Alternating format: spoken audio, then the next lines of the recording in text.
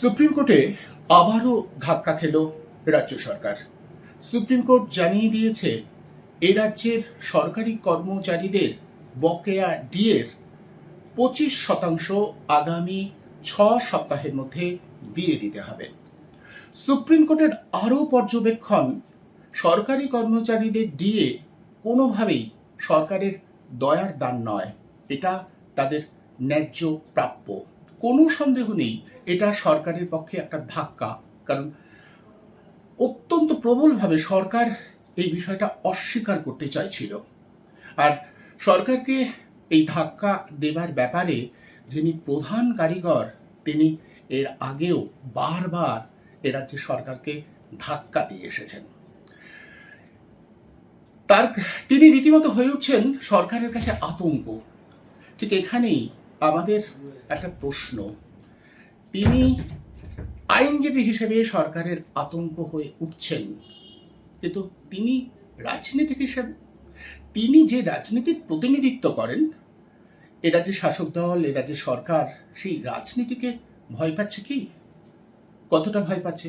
যদি না পায় তাহলে কিন্তু একটা বড় প্রশ্ন, খুব গুরুত্বপূর্ণ প্রশ্ন এটা।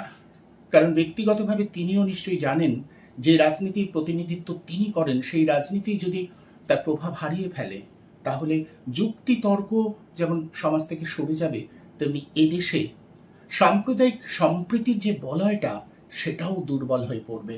তাই নিশ্চিতভাবেই তিনি রাজনৈতিক সাফল্যকেই অনেক বেশি গুরুত্ব দেবেন। এবার আমরা একটু অন্যভাবে সেই বিষয়গুলো নিয়ে আলোচনা করতে পারি। নমস্কার, আমি অনুপম, দ্য বেঙ্গল টুডেতে আপনাদের সবাইকে স্বাগত। আমার প্রাক কথন থেকে আপনারা নিশ্চয়ই বুঝতে পারছেন আমরা আজ বিকাশ রঞ্জন ভট্টাচার্যের সঙ্গে আলাপচারিতায় যাব। বিকাশ দা, আপনাকে অনেক ধন্যবাদ। আমি প্রথমেই আপনার কাছে যেটা জানতে চাইব বিকাশ দা, ডিএ নিয়ে এতদিন আটকে থাকবার পরে যে বার্তাটা সুপ্রিম কোর্ট দিল, সেই বার্তাটার নির্যাস যদি আপনি সংক্ষেপে বলেন। দেখুন, ডিএ নিয়ে তো বহুদিন মামলা চলছে, 2016 সাল থেকে এই মামলা চলছে। প্রত্যেকটা স্তরে সরকারের পক্ষ থেকে এটাকে দেরি করাবার জন্য বিভিন্ন স্তরে বিভিন্ন সময় দরখাস্ত করা হয়েছে। আমি ইতিপূর্বে বলেছি, হয়তো এটা ওয়ার্ল্ড বুক অফ গিনিস রেকর্ডে উঠে যেতে পারে যে একটি রাজ্য সরকার তার কর্মচারীদের একটি পাওনাকে ঠেকাবার জন্য অন্ততপক্ষে 3টি স্তরে রিভিউ পিটিশন ফাইল করেছে। অর্থাৎ জাজমেন্ট হয়ে গিয়েছে, সেই জাজমেন্টের বিরুদ্ধে রিভিউ, তারপরে আবার দরকার হলে আপিল, এইসব পদ্ধতি তারা নিয়েছেন। এখন সুপ্রিম কোর্ট শেষ পর্যন্ত বলেছেন যে অন্ততপক্ষে 25% যে বকেয়া টাকা, সে টাকা মিটিয়ে দিতে হবে, তবেই মামলার শুনানি হবে। এখন এই যে প্রলম্বিত সময় যার জন্য বকেয়াটা বেড়ে গেল, বোঝাটা বাড়লো, তার দায় তো রাজ্য সরকারের প্রশাসকদের, যারা অবিবেচকের মতো ডিএর প্রাপ্তি নিয়ে কিছু কিছু অযৌক্তিক প্রশ্ন তুলেছেন, ডিএ দিতে অস্বীকার করেছেন। যারা ডিএ চাইছিলেন তাদের বলেছেন ঘেউ ঘেউ করো না, আমার ইচ্ছে মতো দেবো। এই সমস্ত অসাংবিধানিক এবং স্বৈরতান্ত্রিক মানসিকতার প্রতিফলন ঘটেছে এইসব ক্ষেত্রে। আজকে তাই যারা রাজ্য কর্মচারী, রাজ্য সরকারি কর্মচারী, তারা সকলেই খুব খুশি যে অন্ততপক্ষে তাদের ন্যায্য দাবিটার একটা প্রাথমিক স্বীকৃতি হলো ভারতবর্ষের সর্বোচ্চ আদালত থেকে। সুপ্রিম কোর্টে সুপ্রিম নির্দেশ এসছে, আজকে যে জয়, যে ঐতিহাসিক জয়, এই ডিএ সংক্রান্ত যে 25% যে সুপ্রিম কোর্ট নির্দেশ দিয়েছে, এই জয়কে সংগ্রামী যৌথ মঞ্চের পক্ষ থেকে রাজ্যের সমস্ত সরকারি কর্মচারী, শিক্ষক, পঞ্চায়েত কর্মী, পৌরসভা কর্মী, অবসরপ্রাপ্ত যারা কর্মচারী শিক্ষক আছে, সকলকে আমরা এই জয় উৎসর্গ করছি। কেন এই লড়াই সকলে মিলে করেছে, এটা কোনো একার লড়াই না, কোনো একটি সংগঠনের লড়াই না। সমস্ত শিক্ষক কর্মচারী যদি এই লড়াইয়ের প্রথম থেকে না থাকতো তাহলে এই জয় আমরা আনতে পারতাম। 25% ডিএ দিতে হবে, ডিএ দিতে হবে, বকেয়া ডিএ দিতে হবে। আমরা জানি একটি পে কমিশনের 10 বছর টেনিওর থাকে। 2006 জানুয়ারি থেকে 2015 ডিসেম্বর হচ্ছে এই একটা টেনিওর। সেই টেনিওর 2009 রোপা রুল যেটা প্রকাশিত হয়েছিল, সেই রোপা রুলে পে কমিশন রেকমেন্ডেশন করেছিল, এই পে কমিশনটা হয় সমস্ত কর্মচারী শিক্ষকদের যে মেমোরেন্ডাম জমা দেয় তার পরিপ্রেক্ষিতে 2009 সালে সমস্ত শিক্ষক এবং কর্মচারীদের যে সংগঠন, তারা তার পে কমিশনে আবেদন করেছিল যে রাজ্য সরকার ইতিমধ্যে কেন্দ্রীয় হারে ডিএ দিচ্ছে, 1980-81 সাল থেকে কেন্দ্রীয় হারে ডিএ রাজ্য সরকারি কর্মচারী এবং শিক্ষকরা পেয়ে আসছে। কিন্তু 2009 পর্যন্ত যেই পার্থক্য ছিল এই ডিএর ক্ষেত্রে, সেটা হচ্ছে কেন্দ্রীয় সরকার যেই দিনকে ঘোষণা করত সেই ডিএ আমরা কোনো সময় 9 মাস, কোনো সময় 12, কোনো সময় 14, 3 বছর হয়েছে আমরা তার পরে পেয়েছি। বিগত যেই সরকার ছিল বামফ্রন্ট সরকার, 10 বছরে 20টা ডিএ, মানে 20টা কিস্তি ডিএ পাওয়ার কথা। বিগত বামফ্রন্ট সরকার যখন ছিলেন তারা 20টা কিস্তি ডিএ দিয়েছে, কিন্তু পার্থক্য ছিল যেটা সময়ে দেয়নি। প্রথম কয়েক বছর ডিএ কম দিতেন, শেষের 4-5 বছর একই বছরে 3-4 কিস্তিও দিয়েছে। Ultimate pay commission tenure complete হওয়ার আগে সেই ডিএটা ক্লিয়ার করে দেওয়া হবে। তা আমরা 2009 সালে সমস্ত কর্মচারী সংগঠন, শিক্ষক সংগঠন সেই পে কমিশনের কাছে আবেদন জানিয়েছিলাম যে এরিয়ার দিতে হবে, 1 জানুয়ারি এবং 1 জুলাই এরিয়ার দিতে হবে। সেই ভিত্তিতে কিন্তু পে কমিশন রেকমেন্ডেশন করেছিল রাজ্য সরকারের কাছে, এবং তৎকালীন যে রাজ্যের মন্ত্রিসভা, সেই মন্ত্রিসভা অনুমোদন করেছিল যে বছরে 2 বার ডিএ দেওয়া হবে, যেটা পে কমিশন রেকমেন্ডেশন করেছে, 1 জানুয়ারি এবং 1 জুলাই। এবং এই হারটা হবে কোনো কেন্দ্রীয় সরকারের হার নয়, all India consumer price index, দ্রব্যমূল্য বৃদ্ধির ভিত্তিতে সারা ভারতের যে একটা ঠিক হয় ডিএ, যেটা তারা ঠিক করে, তার ভিত্তিতে পে করে এবং রাজ্য সরকার মেনে নেয়। সে মন্ত্রিসভা অনুমোদন করার পরে রাজ্যপালের কাছে যায় এবং সংবিধানের 309 ধারা অনুযায়ী সেটা আইন রূপে এ হয় যে আমরা আগামী দিনে এটা পাবো। কিন্তু দুর্ভাগ্যের বিষয় 2011 সালে বর্তমান তৃণমূল সরকার আসার পরে টোটাল কিন্তু এই সিস্টেমটা ভেঙে দিতে আরম্ভ করে। আমার আরেকটা প্রশ্ন, বিকাশ দা, আপনি কি তাদের কাছে এই আবেদনটা করবেন যারা চাকরি নিয়ে নেওয়ার জন্য আপনার মুন্ডুপাত করছেন, অথচ সরকারি কর্মচারী, অন্তত তারা যাতে এই সুবিধাটা না পায় আবেদন করবে, এই আবেদনটা কি তাদের কাছে করবেন? না, ছি, এই ধরনের ছেলে মানুষই হয় নাকি? প্রত্যেক মানুষের স্বাধীনভাবে চিন্তা করার অধিকার আছে, তারা স্বাধীনভাবে চিন্তা করুন, এটা আমি চাই। কিন্তু অধিকাংশ মানুষই স্বাধীনভাবে চিন্তা করার পরিবর্তে প্রচারের আবর্তে এবং প্রচারের আবহে নিজেদের বুদ্ধিমত্তাকে বিকিয়ে দেন, যার ফলে অনেক সময় ভুল বোঝেন। তারা ভুল বুঝেছেন, তারা ভুল করেছেন বলে অপরপক্ষও ভুল করবেন বা ভুল করা উচিত, তাই মনে করি না। এবার আমার খুব গুরুত্বপূর্ণ প্রশ্ন, আপনি আইনজীবী হিসেবে বারবার সফল হচ্ছেন, আপনি যে রাজনীতির প্রতিনিধিত্ব করেন, কোথাও আপনার মনে হয় না সেই রাজনীতিটা ভারতবর্ষে আরও একটু যদি পরিসর পেত, তার প্রভাব যদি আরেকটু বাড়তো, মানুষ যদি সেটা বুঝতো, তাহলে অনেকটা ভালো হতো? সেটা হচ্ছে না কেন? তা সেটা তো বটেই। আমরা যে রাজনীতি করি, মার্ক্সীয় দর্শনের রাজনীতি, সেটা ভারতবর্ষের বুকে যত বেশি প্রসারিত হবে, ভারতবর্ষ কেন, পৃথিবীর বুকে যত প্রসারিত হবে তত মানব কল্যাণ হবে। এখন দুর্ভাগ্যজনকভাবে ভারতবর্ষের বুকে আমরা আমাদের তত ব্যাপক প্রতিষ্ঠা অর্জন করতে পারিনি। কিন্তু এটাও বুঝতে হবে যে আমরা কিন্তু একটা স্রোতের বিরুদ্ধে লড়াই করছি। ভারতবর্ষের যে স্বাভাবিক সমাজ চেতনা, সেই চেতনার স্রোতের বিরুদ্ধে লড়াই করতে হচ্ছে। আমাদের লড়াই করতে হচ্ছে ভারতবর্ষের ব্যাপক প্রচার মাধ্যমের বিশাল ক্ষমতা, তার বিরুদ্ধে। আপনাদের মতো পোর্টাল তো গুটি কয়েক, তাদের পরিসরও খুব সীমিত, কিন্তু ভারতবর্ষের বুকে যে বৃহৎ পুঁজি প্রিন্সিপাল মিডিয়া, যে মিডিয়াকে ভারতবর্ষের পুঁজিপতিরা চালান, 90% মিডিয়া তাদের নিয়ন্ত্রণে, এবং তারা কখনোই এমন কথা মানুষের কাছে পৌঁছে দেবেন না যে কথাটা তাদের স্বার্থ বিরোধী হয়। অর্থাৎ পুঁজির স্বার্থেই তারা প্রচার করবেন না। আমরা পুঁজির স্বার্থ বিরোধী, তাই আমরা অনেক সময় মনে হয় যে এরা হয়তো অপাঙ্ক্তেয়। তা না হলে পশ্চিমবঙ্গের বুকে একজন মুখ্যমন্ত্রী গর্ব করে বলার সাহস পান যে ধর্মঘট করতে দেবো না। ধর্মঘট করলে নাকি কর্মনাশা হয়, অথচ তিনি ইতু পুজো, ঘটি পুজো, নোটে পুজো, তার জন্য ছুটি দেন। এ থেকেই বোঝা যায় যে মানসিকতা কী, এবং তাকেই প্রিন্সিপাল মিডিয়া অনেক বড় করে প্রতিষ্ঠিত করার চেষ্টা করেন মানুষের কাছে। সাধারণ মানুষ বিভ্রান্ত হয়। প্রচারের একটা ভয়ানক প্রতিক্রিয়া আছে তো মানুষের মননে, কেন মানুষ সবসময় সব তথ্য খুঁটিয়ে দেখতে পারেন না। তারা মনে করেন ও মিডিয়া বলছে, তাহলে এটা ঠিক। আর এখন অডিও ভিজুয়াল মিডিয়া আরও বেশি মানুষের চিন্তা চেতনায় ছাপ ফেলে।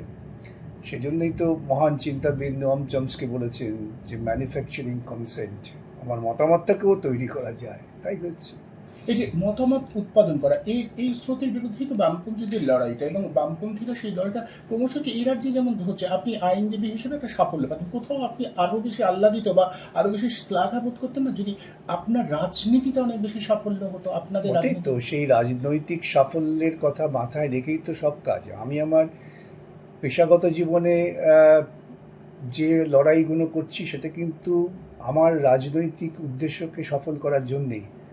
এখন সেটা কতটা সফল হচ্ছে, কতটা ব্যবহার করতে পারছে এই নিয়ে বিতর্ক থাকতে পারে, কিন্তু আজকে এই লড়াই ধরুন দিয়ে এই মামলার লড়াই শুরু করেছিলেন রাজ্য সরকারের কর্মচারী, তাদের রাজনৈতিক মতাদর্শ ভিন্ন। তা বলে তো আমার সেই মতাদর্শ ভিন্ন বলে আমি একেবারে খুবই সংকীর্ণ মনোভাব নিয়ে তোমাদের মামলা লড়বো না, তা তো হয় না। তো অধিকার রক্ষার জন্য লড়াই করতেই হয়, এবং এই অধিকার রক্ষার জন্য যখন লড়াই হলো, একটা ধাপ যখন জয় হলো, তখন সমস্ত কর্মচারীরা তারা এক জায়গায় আসবেন, এটাই আশা করা যায়। এবং এভাবেই হয়তো রাজনৈতিক পরিসর তৈরি হয়, এবং সেক্ষেত্রে রাজনৈতিক নেতৃত্ব যারা দায়িত্বে আছেন তাদের অনেক বেশি সেই পরিসরকে ব্যবহার করার মতো বুদ্ধিমত্তার পরিচয় দিতে হয়। সবটাই একসঙ্গে হলে তবে ভালো হয়। পাকিস্তানের সাথে যুদ্ধ, এরকম একটা আবহ পরিমণ্ডল তৈরি করা হচ্ছে এবং আপনাকেও ট্রোল করা হচ্ছে, যেহেতু আপনি বলেছেন আলাপ আলোচনার মাধ্যমে গোটা মীমাংসা হতে পারে। এটা উচ্চারণ করা যাচ্ছে না। যে কোনো যুক্তিবাদী মানুষ, মানে যে মানুষটা ঠিকঠাক এরকম করে ভাবে যে ওখানকার সব মানুষ আমাদের শত্রু নয়, এই ভাবনাকেই দেশদ্রোহী বলে দেখে দেওয়া হচ্ছে। এই যে উগ্র দেশপ্রিয়, এটার বিরুদ্ধে লড়াই করা মানে ক্রমশই কঠিন হয়ে উঠছে পরিবেশ। না, তা নয়, কঠিন হচ্ছে না। আপাত দৃষ্টিতে কঠিন মনে হয়। প্রথমত দেশ সম্পর্কে আমরা কি বুঝি এটা ভাবতে হবে, দেশদ্রোহ কাকে বলে এটা জানতে হবে।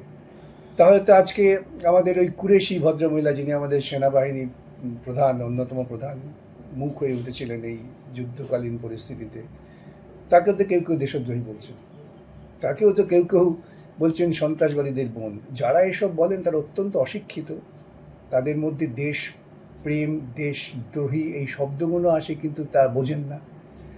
দেশপ্রেম বলতে বোঝায় তো দেশের মানুষের প্রতি প্রেম। যাদের দেশের মানুষের প্রতি প্রেম নেই তারা কিসের দেশপ্রেম দেখাবেন?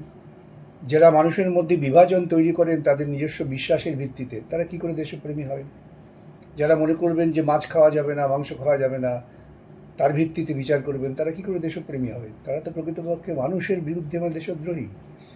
আরেকটা কথা বলতে, সন্ত্রাসবাদের বিরুদ্ধে যুদ্ধ মানে এই নয় কিন্তু কোনো একটি রাষ্ট্রের বিরুদ্ধে আমার সরাসরি লড়াই, বুঝতে হবে। আর সেনা আধিকারিকরা বলছেন যে আমরা সর্বাত্মক যুদ্ধে যাচ্ছি না, তারাও বলছেন, কিন্তু সেই জন্য সেনা আধিকারিকরা আজকে অনেক বেশি আপনি বলতে তাদেরও প্রায় দেশদ্রোহী বলে দেওয়া হচ্ছে। মুশকিল হচ্ছে আমার দেশের প্রধানমন্ত্রী তিনি পর্যন্ত এই সমস্ত দেশ ও বিদ্বেষী মনোভাব ভারতের ভেতরে যেটা হচ্ছে, যারা সেনাবাহিনীকে আক্রমণ করছেন তাদের সম্পর্কে কোনো মন্তব্য করছেন না। তাহলে যদি আমি বলি ঘুরিয়ে ফিরে যে এটাও একটা দেশদ্রোহিতার নিরিখ, কে অস্বীকার করবে? যুক্তিতে কে অস্বীকার করবে? আমরা প্রথম কথা তো ভাবতে হবে যে আমার পহেলগাঁওয়ে এই আক্রমণটা ঘটলো কেন, আমার দুর্বলতা কোথায়, আমি আমার মানুষকে সুরক্ষা দিতে পারলাম না কেন, এটা না ভেবে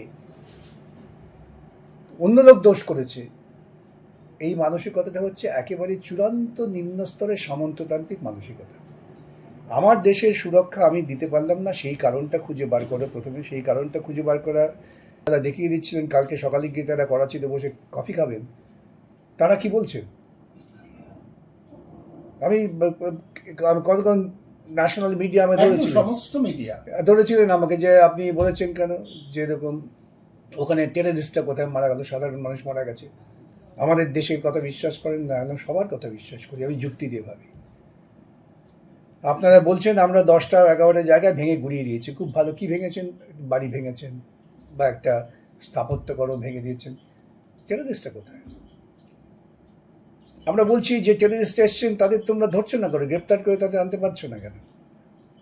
আমি যদি মনে করি যে আমার প্রতিবেশী রাষ্ট্র তারা নির্দিষ্ট জায়গায় টেররিস্ট ঘাঁটিকে প্রশ্রয় দিচ্ছে, আমি সেই রাষ্ট্রকে বলবো না কেন তোমার টেররিস্ট ঘাঁটি এখান থেকে আক্রমণ হচ্ছে, তুমি অবিলম্বে বন্ধ করো, তাহলে আমি যাচ্ছি আমাদের আন্তর্জাতিকভাবে মতামত তৈরি করব। আমরা দুদিন গিয়ে খুব লম্পঝম্প করলাম, প্রচারে নাচানাচি করলাম, তারপর আমেরিকার প্রেসিডেন্টের ধমকে আমরা সিজফায়ার করলাম, এটা দেশপ্রেম? সেটাকে অস্বীকার করছি, বলছে আমেরিকান প্রেসিডেন্ট। অস্বীকার করে তো লাভ নেই। আজকে সূর্য উঠেছে, আমি বললাম অস্বীকার করছি সূর্য উঠেছে, যে অস্বীকার করেছে সে অন্ধ, সূর্যকে দেখতে পায় না।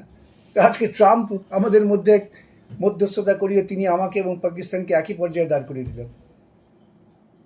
এখন আমরা তথাকথিত দেশের ভাবমূর্তি উন্নতি করা, কি ভাবমূর্তি উঠিয়ে তোলার জন্য আমরা পার্লামেন্টে ডেলিগেশন পাঠাচ্ছি। এটা কি দেশের ভাবমূর্তি বাঁচাবার জন্য, না প্রধানমন্ত্রীর ভাবমূর্তি বাঁচাবার জন্য? ভাবা দরকার। এটা বললে অনেকে হয়তো আমাকে খুব তীব্র আক্রমণ করবেন, এটা আপনি করে দেশবিরোধী। আরে দেশ, জাতীয়তাবোধ, এগুলো একটা ভিন্ন মাত্রার চিন্তার ব্যাপার। এমনকি রবীন্দ্রনাথ রবীন্দ্রনাথ তো, এরা তো রবীন্দ্রনাথকে বাদ দিতে বলছে। একদম আমি তো দেখলাম রবীন্দ্রনাথ তিনি ন্যাশনালিজম সম্পর্কে, ফ্যাসিবাদ বিরোধী তার যে ভূমিকা, তার যে মতামত, সেগুলো আমরা অনেকেই পড়ি না, জানি না। আমরা রবীন্দ্রনাথকে দাঁড় করিয়েছি ট্রাফিক সিগন্যালে গান। কজন আমরা ভারতবাসী জানি যে রবীন্দ্রনাথ কেন নাইটহুড প্রত্যাখ্যান করেছিলেন, কী কারণে প্রত্যাখ্যান করেছিলেন? কজন আমরা জানি যে রবীন্দ্রনাথ ফ্যাসিবাদের বিরুদ্ধে আন্তর্জাতিক বুদ্ধিজীবীদের মধ্যে ঐক্য তৈরি একদম করেছিলেন? সংকীর্ণ জাতীয়তাবাদের বিরুদ্ধে। সুতরাং মুশকিল হচ্ছে এগুলো তো আমাদের জানা হয় না। আমাদের কাছে রবীন্দ্রনাথ মানেই হচ্ছে সেদিন দুজনে দুলেছিল বনে, এটাই হচ্ছে রবীন্দ্রনাথ। রবীন্দ্রনাথের মূল ভাবাদর্শকে কোথায় আমরা প্রতিষ্ঠিত করি? এই দায়িত্ব কিন্তু বামপন্থীদের, মানে অন্যভাবে বটেই তো, বামপন্থীদের দায়িত্ব, নিঃসন্দেহে আমি আপনার সঙ্গে একমত। বামপন্থীদের মৌলিক দায়িত্ব হচ্ছে মানুষের মধ্যে যুক্তিবোধ তৈরি করা, মানুষের মধ্যে বিজ্ঞান চেতনা তৈরি করা এবং বিজ্ঞান ভিত্তিক জীবনযাপন করা। এটা তো বামপন্থীদের দায়িত্ব। সেই দায়িত্ব পালনে আমরা ব্যর্থ হচ্ছি, একে অস্বীকার করে লাভ নেই। আমি অনেক তথাকথিত বামপন্থীদের মধ্যে দোলাচাল আছে। মানুষের মধ্যে বিজ্ঞান চেতনা তৈরি করা এবং বিজ্ঞান ভিত্তিক জীবনযাপন করা, এটা তো বামপন্থীদের দায়িত্ব। সেই দায়িত্ব পালনে আমরা ব্যর্থ হচ্ছি, একে অস্বীকার করে লাভ নেই। আমি অনেক তথাকথিত বামপন্থীদের মধ্যে দোলাচাল আছে দেশপ্রেমের নয়, ভয়ে প্রচারে যদি বলে আমাকে যে তুমি দেশপ্রেমী, আরে তো সত্য কথাটা বলতে বাধা কোথায়? যদি হয় যে তোমার চিন্তা ভুল, সে ভুল আর সমালোচনা করবেন। এই ভুলটা সমালোচনা করবেন যুক্তির নিরিখে, ওই তথাকথিত দেশপ্রেম আর দেশদ্রোহিতার নিরিখে নয়। মানে আপনি বলছেন বামপন্থীদের একটু সাহসী হওয়া উচিত, যে সংখ্যায় যদি কম হয় সংখ্যা দিয়ে সংখ্যা দিয়ে হচ্ছে। বামপন্থীরা যে কোনো চিরকালই পৃথিবীর বুকে যারা নতুন চিন্তাভাবনার দর্শন সৃষ্টি করেছেন তারা আক্রান্ত হয়েছেন। মার্কস তার ব্যক্তিগত জীবনে কম আক্রান্ত হয়েছিলেন, মার্ক্সবাদী দর্শন পৃথিবীতে কম আক্রান্ত হয়েছে, তাও তো মানুষ লড়াই করছেন। পাকিস্তানের বুকে লাল ঝান্ডা নিয়ে মানুষ লড়াই করছেন, বাংলাদেশের বুকে লাল ঝান্ডা নিয়ে মানুষ লড়াই করছেন। তাই এখন যদি মনে করেন যে বাংলাদেশের ওই অবস্থায় সবাই একেবারে চূড়ান্তভাবে ভারত বিরোধী, এই ভাবনাগুলো তো ভুল ভাবনার উপর দাঁড়িয়ে আমার সাময়িক লাভ হতে পারে, আমি দুই একটা নির্বাচনে জিততে পারি, কিন্তু ভারতীয়ত্বের যে ঐতিহ্য, রবীন্দ্রনাথের যে ভারত তীর্থ, সেই ভারত তীর্থকে আমরা কালিমা লিপ্ত করছি। আমাদের মনে হয় যে সংকীর্ণ স্বার্থের ঊর্ধ্বে আরো বৃহত্তর স্বার্থ, মানে আন্তর্জাতিক ক্ষেত্রে সেই সমগ্র, আমরা বলছি একটা পৃথিবী একটা এখন হচ্ছে একটা গ্রাম, গ্লোবাল ভিলেজ, পৃথিবী আমাদের মুঠোর মধ্যে রয়েছে। আজকে ভাবুন তো কত ভারতবর্ষী বিভিন্ন পর্যায়ে ছড়িয়ে আছে। যদি আমরা সংকীর্ণ ভাবি তাহলে কোথায়? ভাবুন তো, যে কাশ্মীরি ছেলে মেয়েটা ধরুন অন্য ভিন রাজ্যে পড়াশোনা করতে এসেছিল, তার উপর আক্রমণ হচ্ছে, এটা দেশপ্রেম? সেই কাশ্মীরি ছেলে মেয়েটি সে তো দেশপ্রেমিক বলেই ভারতবর্ষের অন্য একটা রাজ্যে নিশ্চিন্তে লেখাপড়া করতে এসছে, আলোকিত হতে এসছে। আজকে তুমি যখন তাকে লাঞ্ছিত করে বার করে দিচ্ছ, তার ভেতরে তৈরি হবে না ক্রোধ, তার ভেতরে তৈরি হবে না ঘৃণা? এসব কথা বললেই বিজেপিওয়ালারা ল্যাস তুলে দাফাতে শুরু করবেন। ওদের কাছে দেশপ্রেম কি? তেরাঙ্গা ঝান্ডা ধরে নিয়ে ঘুরে বেড়ানো। কারা করছেন? যারা ভারতবর্ষের স্বাধীনতা সংগ্রামে বিরোধিতা করেছেন। ভারতবর্ষের স্বাধীনতা সংগ্রামে আরএসএস, বিজেপি, হিন্দুবাদীদের এক বিন্দু রক্ত পড়েনি, রক্ত বসে দিচ্ছে বামপন্থীদের। সাভারকার তো পৃথিবীর ইতিহাসে শ্রেষ্ঠতম ক্ষমা প্রার্থী বলে চিহ্নিত হয়ে আছেন।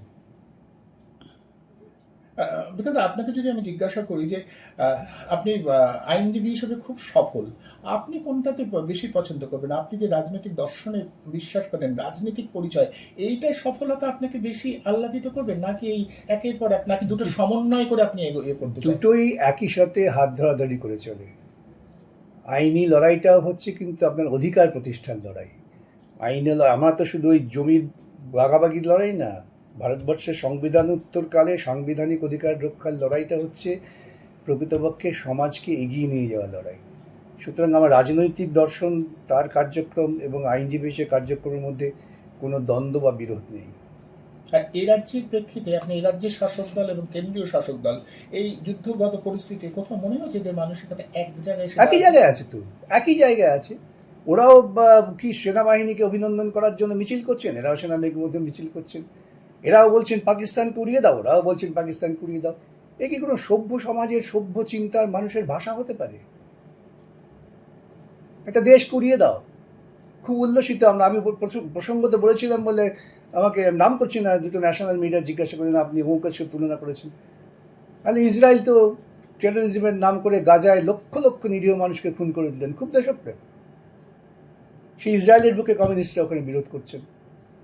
অর্থাৎ দেশপ্রেম শব্দটা অত্যন্ত লঘুভাবে ব্যবহৃত হচ্ছে। বোধহয় শ্রেণীর প্রশ্নটা এখানে দূরে সরে যাচ্ছে কোথাও না, সবাই বোধহয় এইটাকে না, আসলে আমাদের এই সকালবেলা সূর্য যখন উঠে ঢাকা পড়ে যায় না কেন, কুয়াশা, এই কুয়াশাটাকে সরিয়ে দেওয়ার কাজটা হচ্ছে বামপন্থীদের, সেই চেষ্টা আমরা করছি। আমি আর সময় নেব না আপনার। আমরা শুনলাম বিকাশ রঞ্জন ভট্টাচার্য পরিষ্কার করে তার মতামত জানালেন। আইনজীবী হিসেবে তার সাফল্য যেমন আছে, এটা স্বীকার করতেও তিনি দ্বিধা করছেন না। বামপন্থী হিসেবে এখনো অনেকটা পথ তাদের এগোতে হবে, কিন্তু পথটা ওটাই, মানুষকে যুক্তি নির্ভর হতে হবে, মানুষকে চারপাশটাকে যুক্তি দিয়ে বুঝতে হবে।